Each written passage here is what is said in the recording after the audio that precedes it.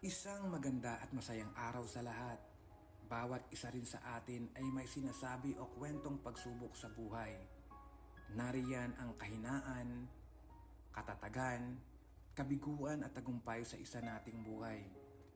Ngunit sa pagkakataong ito, good vibes na masaya ang ating pagsasaluhan. Ito ay sisimulan natin noong September 25, 2007. Sanggol na batang babae ang isinilang. Ito ang isa sa pinakamasayang araw ng aming pamilya. Masilayan ang biyaya mula sa ama. Siya ay si Persia Marie Panunciar Basco. Siya ay literal na tahimik lang sa umpisa. Si Persia ay lumaking mabait, magalang, mahaba ang pasensya, higit sa lahat, morenang maganda. Nakakasabik ang momentum na ito kasi ay gaya ng lahat, sabik kapag sasapit na ang kaarawan. Pero ngayon iba, masigit pa sa espesyal ang araw na ito. Ako ay lubos na masaya dahil ngayon ang araw na alam ko na masaya kasi naman ay ating sasamahan ang sweet journey ni Ate Persia dahil 8th birthday mo na, Heist. Napakabilis ng panahon.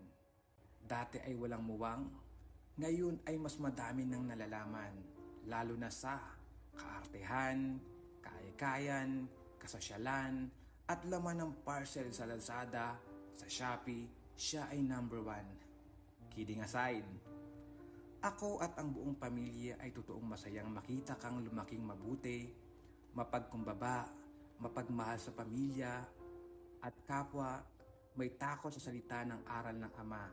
Ate Persia, sa pagpatuloy ng paglakbay mo sa tatahaki mong pagsubok para maisakatuparan ang mataas na pangarap mo, lagi mong tatandaan, habang dito ako, malakas, kasama mo ako at hindi ka pababayaan upang marating ang deserve na buhay na nais mo. Basta lagi mo tandaan ang mga aral, pangaral namin sa iyo.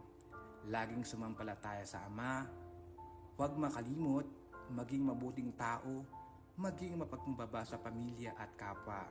Ate Persia, ikaw ay precious na regalo sa amin ng Ama at ang regalo na galing sa Kanya ay iniingatan, pinapahalagahan at minamahal.